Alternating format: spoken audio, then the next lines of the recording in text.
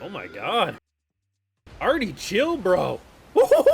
Gramps just got, his neck just got shattered.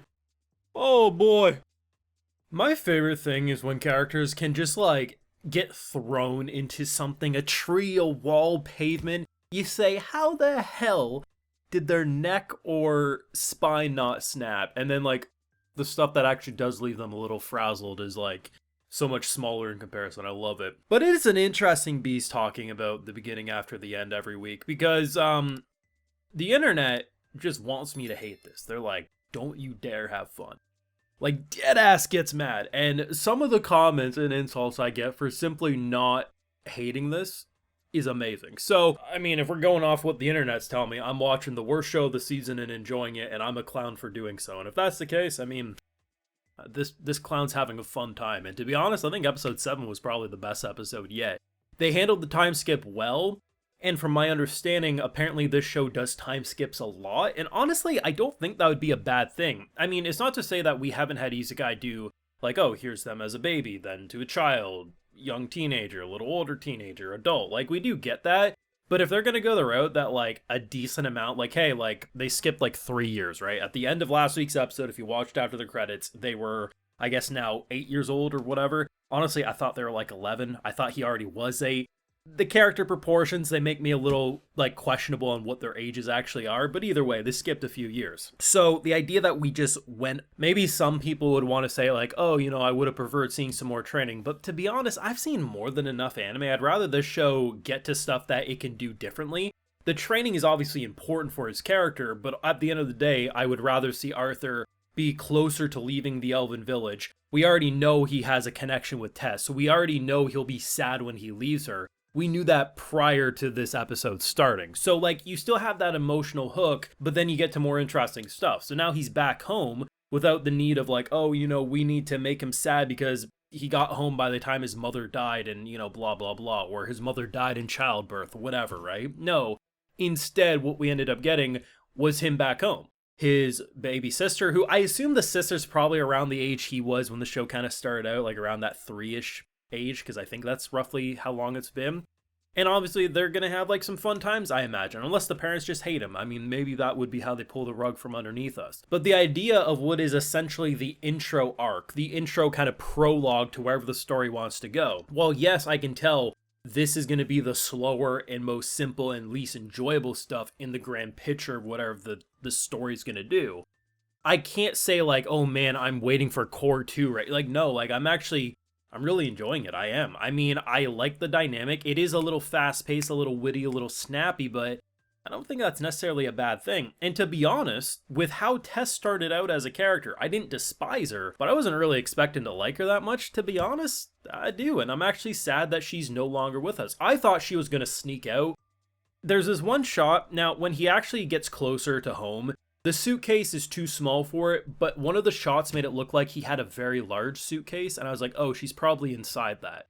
And like, she's gonna tag along and like comedically jump out. No, like, she was upset. And it's really funny because the last time they were out in the wilderness together, it was our boy Artie who was taking care of her, but she's now being the one like, make sure you eat right, make sure you take care of yourself. And honestly, I'm surprised they made the dynamic between them in such a short time generally wholesome. And you're like, okay, you're like, who's clearly going to be the main love interest for him. I mean, I have no idea if it goes like harem like a Mashuko Tensei or not. I mean, I imagine there will be multiple females in the cast, but at the end of the day, Tess has kind of like has her own identity, her own charm, and I honestly really like the dynamic and how clearly both of them are very much liking each other. And if you consider the fact that when this all started and she had that look and he was very fearful of her, right? The idea that he's like, I can't trust people. I know people, like, I would do the same in her shoes, but I can't trust people. Look at him by the end of this arc here.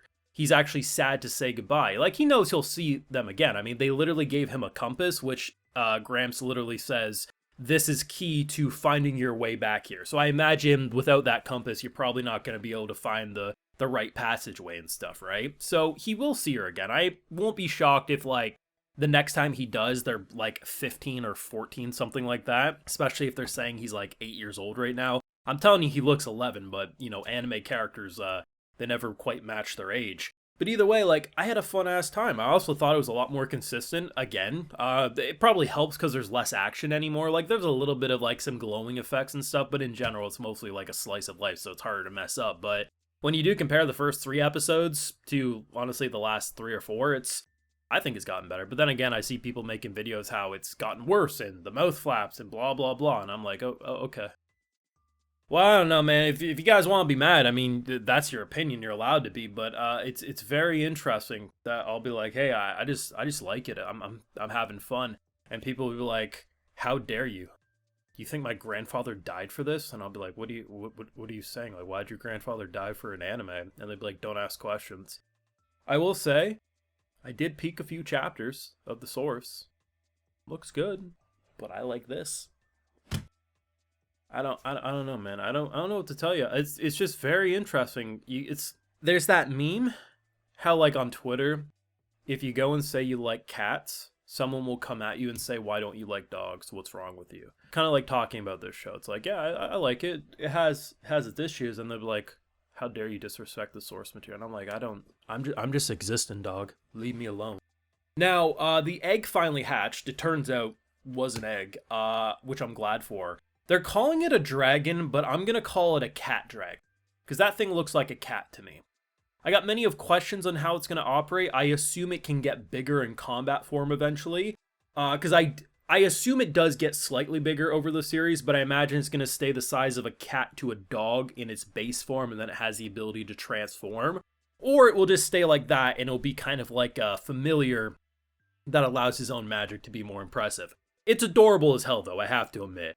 When she pulled the covers off and she made the screeching sound, I honestly thought it was giant. Like, it just, like, grew a shit ton of size. I didn't realize she was just like, no, it's the most adorable thing ever. And I love the fact that she was so grumpy because she's super energetic, like, oh my god, gimme, gimme, gimme. And the cat thing wanted nothing to do with her. And Artie's just, like, super cool, calm, and collected. So his aura was just very calming. So, of course, the cat dragon wanted to be near him and not her. It's great. I'm liking it, though. I like this episode. I don't have an issue if people don't like it. I just have an issue when people say, oh, I'm a clown and I can't enjoy something. That's an interesting experience. But it's the internet. What can you do?